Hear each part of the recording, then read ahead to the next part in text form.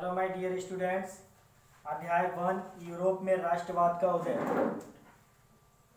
जैसा कि हम जानते हैं कि सबसे पहले राष्ट्रवाद का उदय एशिया में ना होकर यूरोप में हुआ था सबसे पहले। तो यूरोप में राष्ट्रवाद का उदय कैसे हुआ, शुरुआत कैसे हुई? सबसे पहले हुआ उसमें राष्ट्र राज्य का उदय।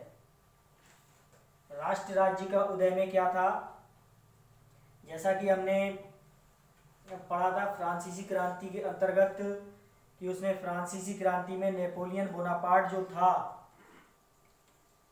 वो आधुनिक फ्रांस का निर्माता कहा जाता है और उसने एक सिविल कोड बना के तैयार किया था, नागरिक संहिता, जिसे नेपोलियन संहिता के नाम से भी जाना जाता है। जिसे नेपोलियन संहिता के नाम से भी जाना जाता है। उसने फ्रांस में राष्ट्रवादी विचारों का प्रचार प्रसार किया। और दूसरी हेडिंग हम देखेंगे यूरोप में राष्ट्रवाद, ये भी मेन हेडिंग है।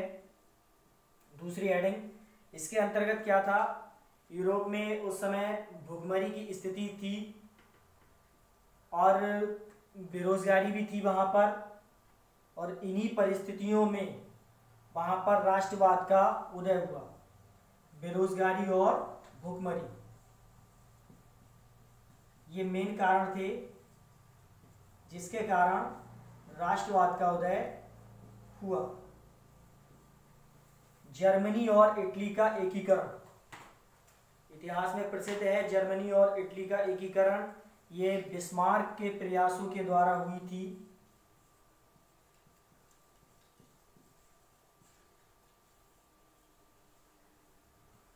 जर्मनी और इटली, जिसमें कि जर्मनी उस समय बहुत ही शक्तिशाली देश था, उन दोनों को एक करने का काम किसने किया? बिस्मार्क ने। किससे? अपने राष्ट्रवादी विचारों से। और इस तरह यूरोप में राष्ट्रवाद का उदय हुआ। ग्रेट ब्रिटेन का विकास, आयरलैंड जो कि वर्तमान में भी एक देश है, उस समय आयरलैंड को जो है वो ब्रिटेन में शामिल कर दिया गया था और ब्रिटेन का नाम रख दिया गया था ग्रेट ब्रिटेन। ब्रिटेन का विकास किया गया था। वह भी एक कारण था जिससे यूरोप में राष्ट्रवाद का उदय हुआ। आयरलैंड को शामिल किया गया था इसमें।